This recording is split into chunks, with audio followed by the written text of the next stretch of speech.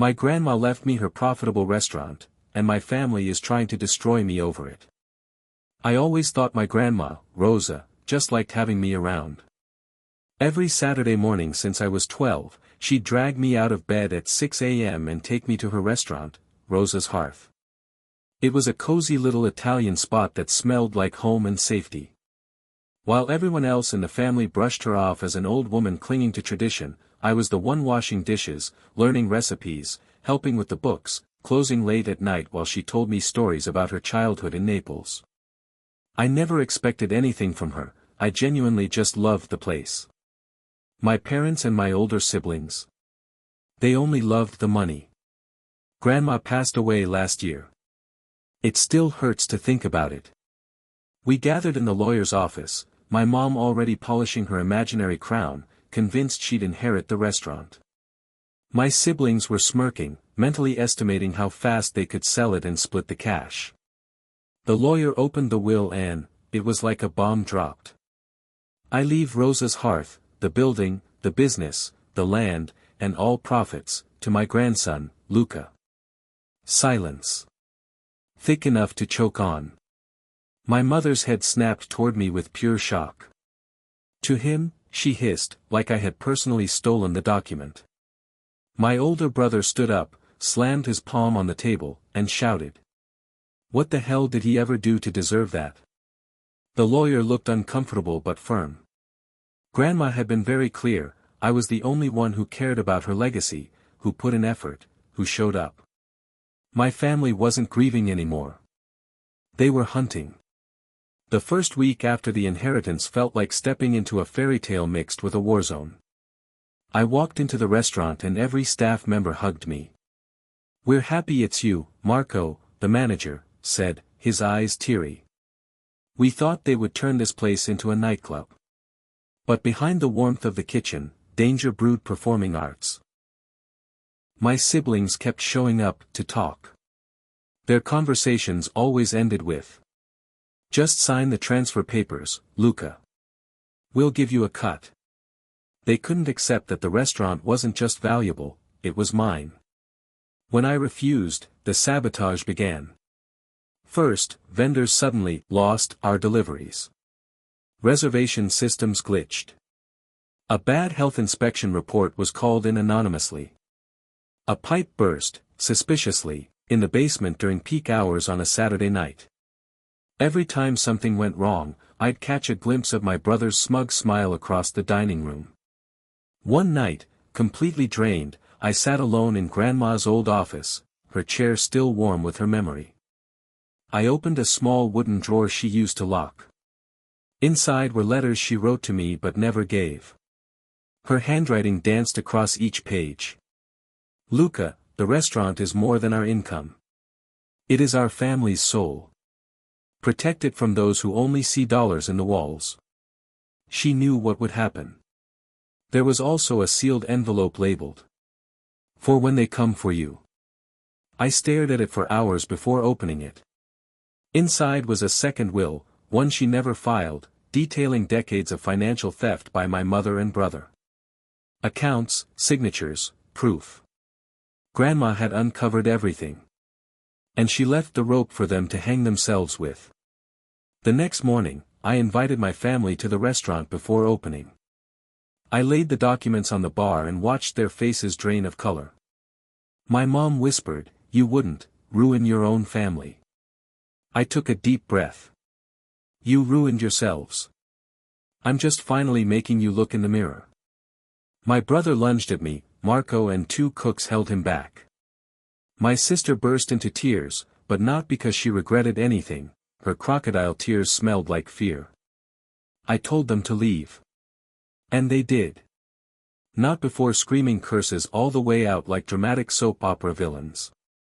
Running a restaurant is brutal, double shifts, constant stress.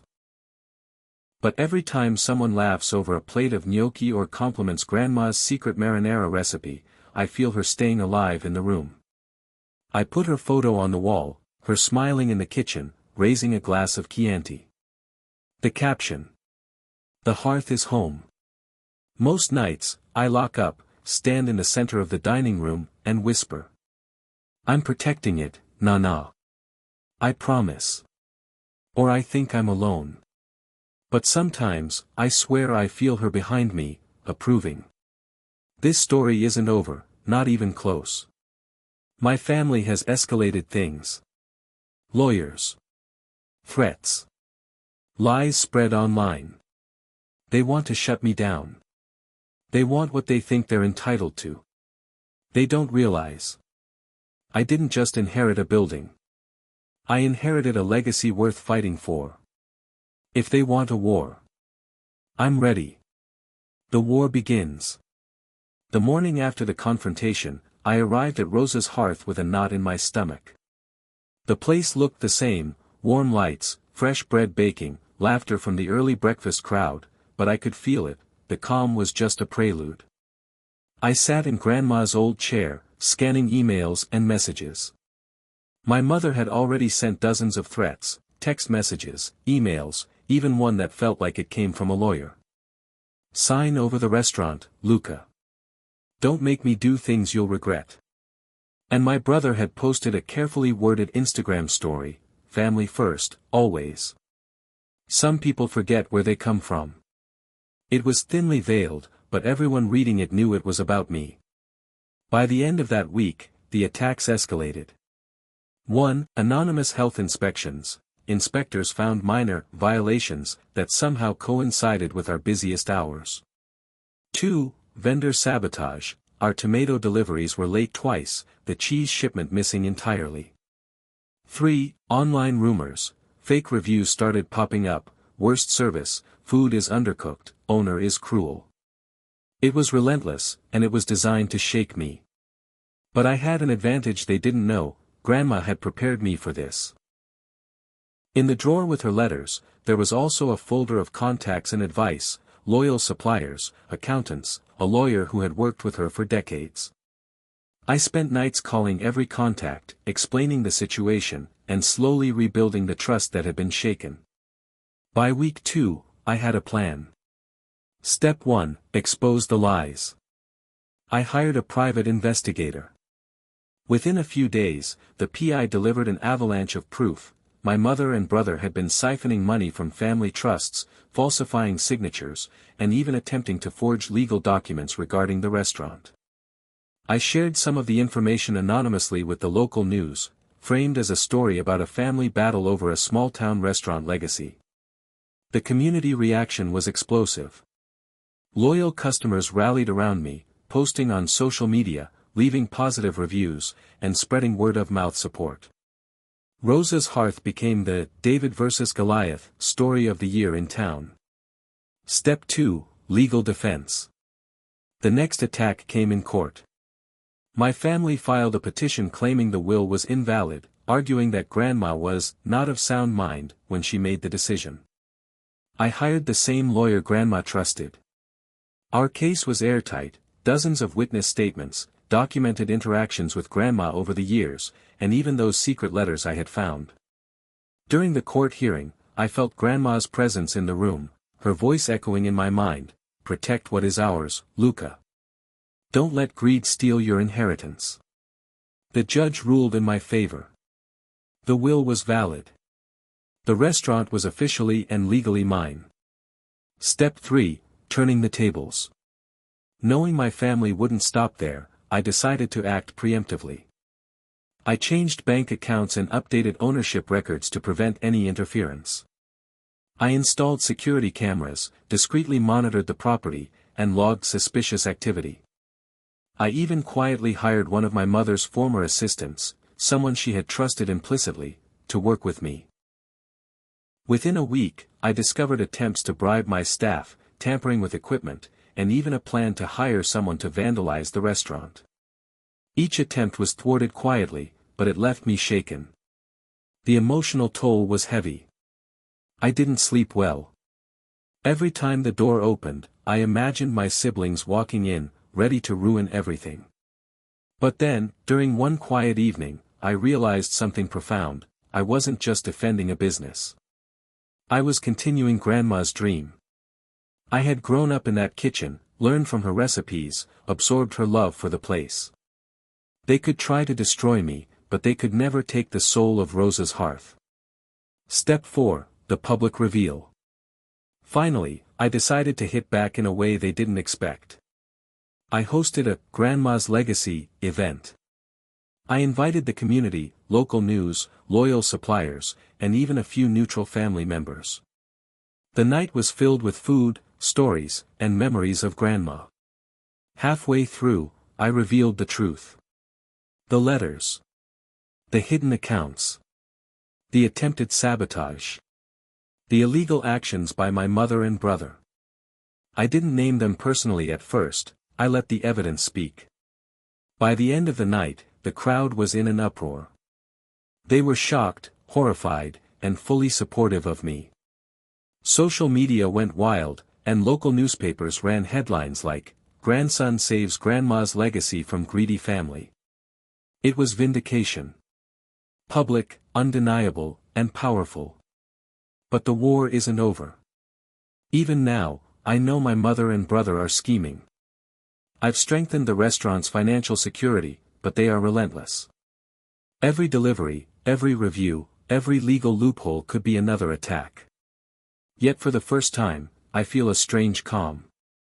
I have the restaurant, the community, Grandma's blessing, and proof. They might try to break me, but Rosa's hearth is stronger than any betrayal. I finally understand what Grandma meant. This place isn't just a business. It's a legacy worth fighting for, even if it costs everything else. And I'm ready for the next move. Betrayal in the kitchen. It had been 3 months since Grandma's hearth became officially mine. The restaurant was thriving, profits were up, and the community was firmly in my corner. Customers left glowing reviews online, families celebrated birthdays, food critics praised the authenticity of our dishes. I thought I had finally survived the worst of my family's attacks. I thought I had control. I was wrong. Step 1, a subtle threat. It started small. A plate of pasta delivered to a table looked off, slightly burnt. A sauce oversalted. A pizza undercooked. Nothing dramatic, just enough for complaints. At first, I blamed tired staff. I worked double shifts, ensuring everyone had breaks and proper training. But the incidents kept happening. Every week, another mistake, always when I wasn't looking. Then Marco, my loyal manager, came to me late one evening. His face was pale. "Luca. I think someone on the inside is sabotaging us," he whispered. I froze. Sabotage within my own team. After fighting my family for months, I hadn't anticipated betrayal from inside the walls of my own restaurant. Step 2, the mole revealed. I installed discreet cameras in the kitchen, not for customers, but to monitor staff. Within days, the footage revealed something shocking. My cousin Elena, who had recently joined as a sous chef, was deliberately ruining dishes, misplacing orders, and even whispering misinformation to other staff members. When confronted, she didn't deny it. Her calm smile was chilling. "They said you don't belong here, Luca. Grandma's hearth should be ours, not yours." She had been my mother's ally all along, secretly feeding information about schedules, supplier orders, and even the restaurant's security routines to my family. I realized my mother and brother had escalated their plan. If they couldn't take the restaurant directly, they would destroy it from the inside. Step 3, turning the tables again. I fired Elena immediately but knew that wasn't enough. I needed proof, and I needed to make it public, just like I had done with my family before. I compiled every piece of evidence, the videos, emails, text messages, and even recordings of Elena talking about sabotaging the restaurant on my mother's behalf. Then, I called a staff meeting. I laid it all out in front of them, the betrayals, the schemes, the threats. Some were shocked, some angry, some in disbelief. But the result was unanimous. The loyal team stood by me. I could see it in their eyes. They weren't going anywhere, and they would fight for Grandma's hearth as fiercely as I would. Step 4, the public showdown. I decided to take the fight online. Social media had been my shield before, now it became my sword. I posted a heartfelt video explaining the truth, the family betrayal, the sabotage, and my commitment to preserving Grandma's legacy.